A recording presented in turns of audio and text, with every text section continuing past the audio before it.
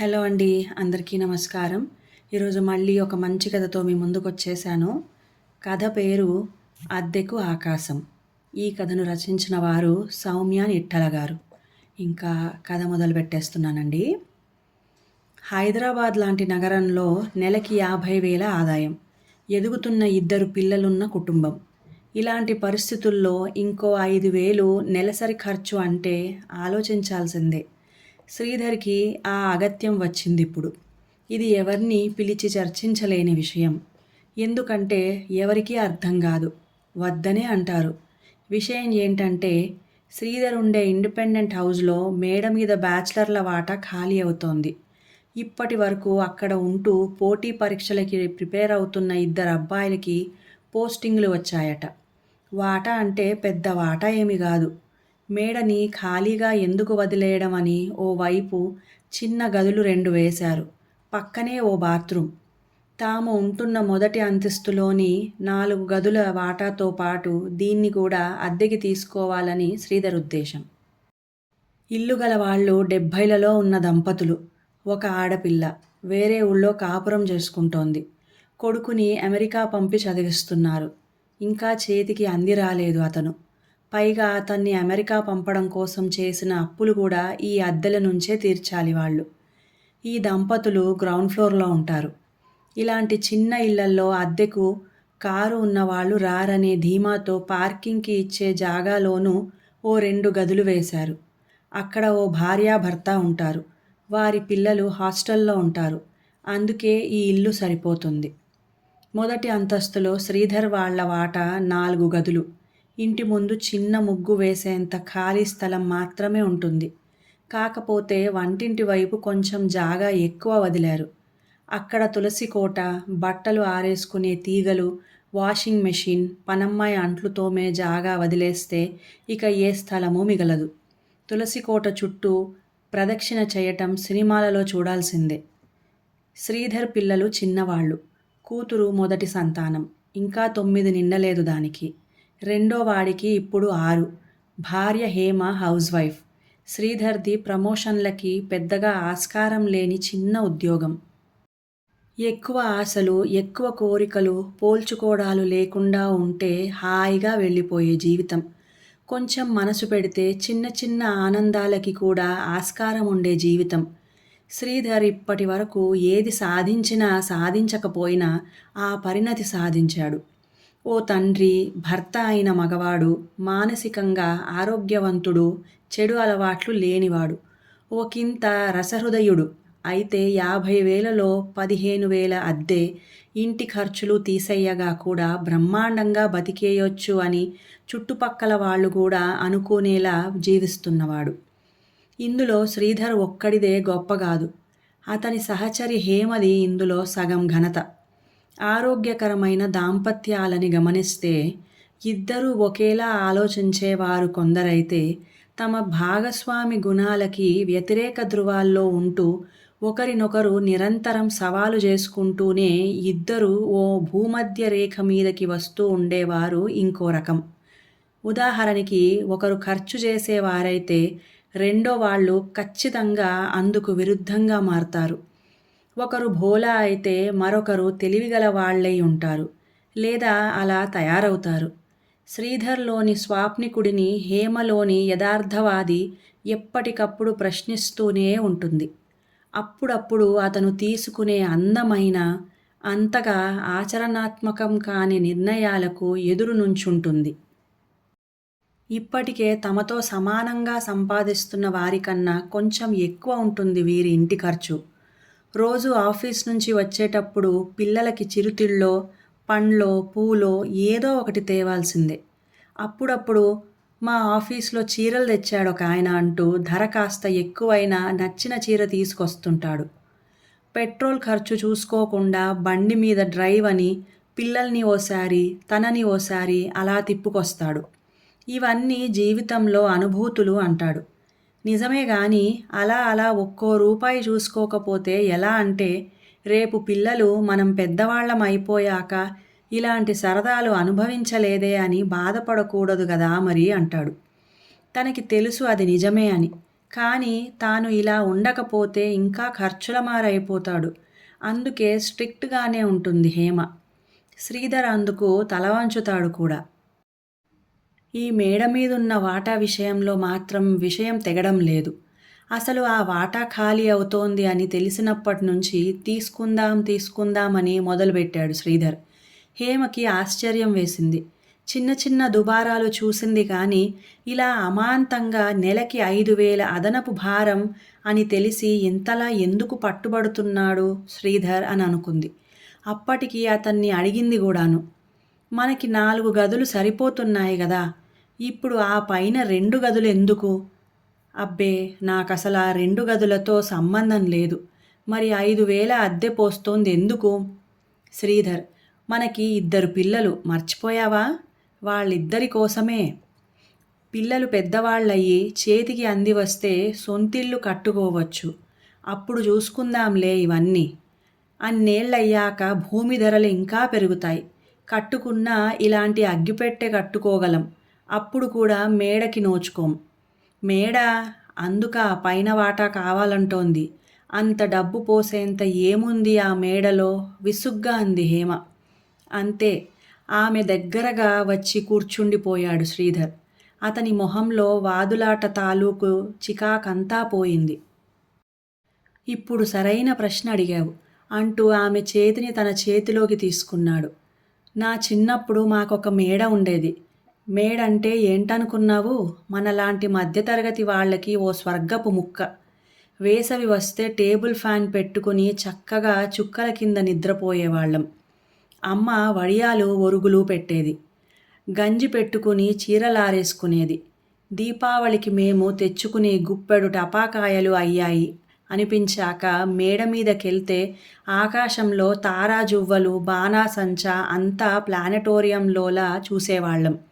మేడ అంటే మొక్కలు, పూల మొక్కలు, పళ్ళ మొక్కలు, టొమాటో, పచ్చిమిర్చి, కొత్తిమీర అన్నీ ఇష్టంగా పెంచుకునేవారు అమ్మా నాన్న. చలికాలంలో మధ్యాహ్నం వేళ వచ్చే ఎండ వేడిమికి కూర్చునేవారు. ఇప్పుడు డి విటమిన్ లోపం అంటున్నారు కదా. అమ్మ స్నానం చేయించాక మేడపైకెళ్ళి సూర్యుడికి నమస్కారం చేసుకుని రమ్మనేది రోజు. ప్రతి సాయంత్రం 15 నిమిషాల పాటు ప్రకృతి వేసే సూర్యాస్తమయం షార్ట్ ఫిల్మ్ చూసేవాణ్ణి నేను. ఇవన్నీ మన పిల్లలకి తెలియకుండా పోతున్నాయి. వాళ్ళ స్కూల్ కూడా ఓ బిల్డింగే. గ్రౌండ్ అన్నమాటే గాని ఉండట్లేదు ఏంటో. నువ్వు తలంటు పోసుకుని మేడపైన నిల్చుని తలారబెట్టుకుంటే చూడాలనుంది. అక్కడే నీతో కూర్చుని టీ తాగాలనుంది. పిల్లల బర్త్డే పార్టీకి ఎక్కడో ఫంక్షన్ హాల్ తీసుకోనవసరం లేదు. సంక్రాంతికి గాలిపటాలు ఎగరవేసుకోవచ్చు. 10 ఏళ్ల సహచర్యంలో తాను కనీసం ఊహించలేని ఎన్నో ఆనందాల్ని తనకి చూపించాడు తన భర్త. గుక్క తిప్పుకోకుండా మేడ గురించి మాట్లాడుతుంటే ఇంకా తాను చూడవలసినవి ఇన్ని ఉన్నాయా అనిపించింది హేమకి. అతని మాటలకి ఆమె దగ్గర వాదనలేమీ లేవు. ఆలోచిస్తూ కూర్చుంది. శ్రీధర్ ఆమెకి మరింత దగ్గరగా జరుగుతూ అన్నాడు. ఈ ప్రపంచంలో రకరకాల తండ్రులు, భర్తలు ఉంటారు. కొందరు పిల్లలకి ఆస్తులిస్తారు. కొందరు పిల్లలకి విదేశాల్లో చదువులు చెప్పిస్తారు. కొందరు మంచి ఇల్లు కట్టేస్తారు. నేను అవేమీ చెయ్యలేను. అందుకు నేనెప్పుడూ బాధపడలేదు. కానీ నేను చూసిన చిన్న చిన్న ఆనందాల్ని నా కుటుంబానికి కూడా చూపించాలన్నది ఒక్కటే నా పట్టుదల. హేమ, నీకు తెలీనిదేముంది? మన నగరంలో ఎంత చిన్న ఇంటికైనా ఎంత డిమాండ్ ఉంటుందో. పైన ఇంకెవరో వచ్చేలోపే మనం తీసుకుంటామని చెబుదాం ప్లీజ్. గడ్డం పట్టుకుని బతిమాలుతున్నాడు శ్రీధర్. హేమ కాదనలేకపోయింది. మధ్యతరగతి సంసారాల్లో కొరవడేది ఆర్థిక స్వాతంత్రం. ఓ కుటుంబ పెద్ద తన కుటుంబాన్ని ఎలా నిర్వహించుకోవాలన్నది అతని ఒక్కడి చేతిలో ఉండదు. పోనీ ఆ కుటుంబం చేతిలో కూడా ఉండదు. అతని ఇంటి పెద్దలు కూడా ఆ వ్యవహారాల్లో కలగజేసుకుంటారు. కుటుంబంతో సంబంధం లేని చుట్టుపక్కలు కూడా వారి అభిప్రాయాలు, సలహాలు ఇవ్వక మానరు. అందరి ఉద్దేశాలు మంచివే. మధ్యతరగతి జీవితాలు ఒక చిన్న అత్యవసర ఖర్చు వస్తే చితికిపోయి అప్పుల పాలవ్వటానికి అట్టే సమయం పట్టదు. డబ్బు అనే అరుదైన వనరుని పొరపాటున కూడా అవసరాలకి మినహా దేనికి ఖర్చు చేయకుండా తాము జాగ్రత్తపడి తమకి తెలిసిన వారందరినీ జాగ్రత్త పరిచే వార్డెన్లు అందుకే చుట్టూ ఉంటారు. ఇప్పటి వరకు శ్రీధర్ కుటుంబంలో జోక్యం కలిగించుకునే అవకాశం వారికి రాలేదు. కానీ ఈ మేడ మీద వాటా సంగతి అతను ఇంటి వాళ్ళకి చెప్పిన దగ్గర్నుంచి కలకలం మొదలయ్యింది. ముందుగా అతన్ని వారించింది ఎవరో కాదు, స్వయంగా ఇంటివాళ్లే. శ్రీధర్, నువ్వు మాకు కూడా కొడుకులాంటి వాడివే. మా వాడు ఇలా ఇంకో వాటా తీసుకుంటానంటే మేము చూస్తూ ఊరుకుంటామా? నీకు అంతగా డబ్బు ఎక్కువైంది అనుకో, ఏ చీటీనో వేసుకుంటే ముందు ముందు అక్కరగొస్తుంది గదా, ఆలోచించు అన్నారు ఓనర్ బాబాయ్ గారు. హేమకి చెప్పినట్టు ఆయనకి తన మనసులో మాట వివరించలేడుగా. అందుకే నవ్వుతూ, మీరు భయపడకండి, మా 15,000తో పాటు పైవాట 5,000 కలిపి ఎప్పటిలానే టైంకి ఇచ్చేస్తాను అన్నాడు ఆయనకి నమ్మకం కలిగిస్తూ. ఆయన ఏదో చెప్పలేక ఇబ్బంది పడుతూ చివరికి బయటపడ్డాడు. అది కాదు శ్రీధర్, వాళ్ళు బ్యాచిలర్లు కాబట్టి 5,000కి బేరమాడుకున్నారు. వాళ్ళ తర్వాత వచ్చే వాళ్ళకి మేము 6,500 చెబుదామనుకున్నాం. శ్రీధర్కి తెలుసు 5,000 అంటేనే గొడవ చేసిన హేమ 6,500కి అస్సలు ఒప్పుకోదని. బాధతో ఒక్క క్షణం కళ్ళు మూసుకున్నాడు. అది గమనించిన ఓనర్ పిన్నిగారు, అన్నీ పెరిగాయి గదా నాయనా, మా వాడు కూడా ఇంకా అమెరికాలో కుదురుకోలేదు. మాకు ఇదొక్కటే ఆదాయం గదా. మధ్యతరగతి ఎకానమీలో మరో పోకడ పారదర్శకత్వం. అందరి జీవితాలు అందరికీ తెలుసు. ఇంచుమించుగా ఏమీ అనలేం, అర్థం చేసుకోవడం తప్పించి. ఈ బాధ నుండి తెప్పరిల్లేవాడేమో గాని ఇంటి పక్కన ఒక శ్రేయోభిలాషి, పోనీ నీదేమి ఓవర్ టైం లాంటివి చేసే అవకాశం ఉన్న జాబ్ కూడా కాదు గదా అన్నాడు. నెల ఖాతా రాసుకునే కిరాణా షావుకారు మనకి ఆదాయం పెరిగే మార్గం లేనప్పుడు పొదుపుగా ఉండటం ఒక్కటే మార్గం సార్ అని గుర్తు చేశాడు. వీధి చివరి గుడిలో పూజారి ఒకలా నవ్వాడు తీర్థం ఇచ్చేటప్పుడు. ఇలా అందరూ తమ తమ అభిప్రాయాన్ని రకరకాలుగా వెల్లడించి శ్రీధర్ గాయాన్ని మాననివ్వలేదు. అతని బలహీనతని వేలెత్తి చూపించినట్టు అనిపించింది. ఓ రోజు రాత్రి హేమ దగ్గర బాధపడ్డాడు శ్రీధర్. ఏంటి నా జీవితం, ఏదో పాజిటివిటీతో అమాయకత్వంతో నెట్టుకొచ్చేస్తున్నానా ఇన్నాళ్ళు?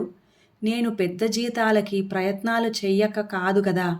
ఇచ్చిన జీతానికి ఉద్యోగి రక్తమాంసాలు పిండేసి కుటుంబంతో ఉండే సమయాన్ని లాగేసుకుని ఇంట్లో వాళ్ల మీద చికాకు పడేలా చేసే ఉద్యోగాలు వద్దనుకున్నాను. అది కూడా ఓ 10,000 పుణ్యానికి. జీవితం ఏదో ఒకటే ఇస్తుంది ఏంటో, డబ్బైనా కుటుంబంతో సమయమైనా. నేను రెండోదెంచుకున్నానని గర్వపడ్డాను ఇన్నేళ్ళు. ఇప్పుడు అనిపిస్తోంది వాళ్లే కరెక్ట్.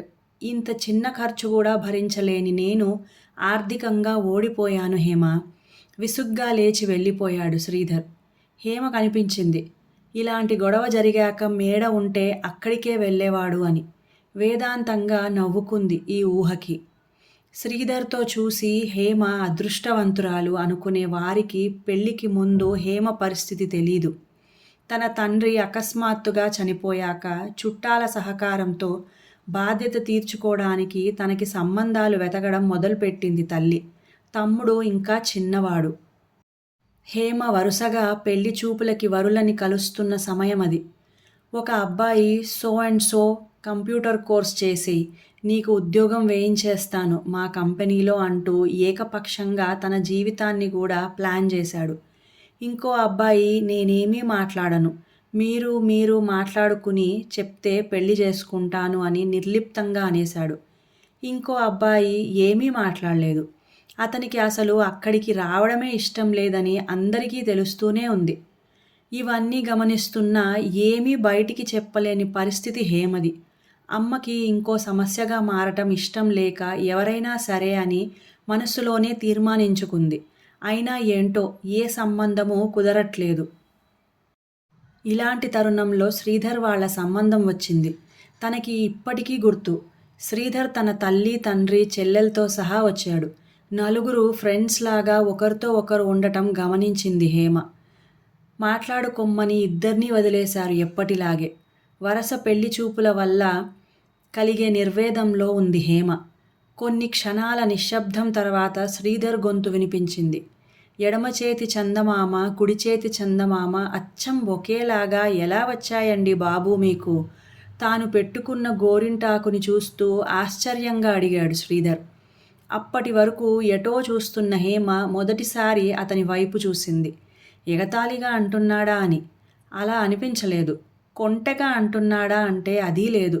కళ్ళు పెద్దవి చేయడం వల్ల గోళీకాయల్లా కనిపిస్తున్నాయి. వాటిలో స్వచ్ఛమైన అమాయకత్వం కనిపించింది హేమకి. నవ్వొచ్చింది. మొదటిసారి అనుకుంటా పెళ్లి చూపుల్లో నవ్వింది. చిన్న సైజు గాజుని అచ్చులాగా వాడాను. ఓ పెద్ద పజిల్ సాల్వ్ అయినట్టు ఫీల్ అయ్యాడు శ్రీధర్. ఓ భలే చిట్కా! మా అమ్మకి చెల్లికి కూడా చెప్తానీసారి. అక్కడి నుంచి వాళ్ళ కబుర్లు ఓ అరగంట సేపు గలగలా పారాయి. తన జీతం అప్పటికి 35,000. ఇంటి పరిస్థితుల గురించి చెప్పాడు. చెల్లికి పెళ్లి చెయ్యాలి. కానీ అందుకు కొంత ఆస్తి వెన్నుదన్నుగా ఉంది.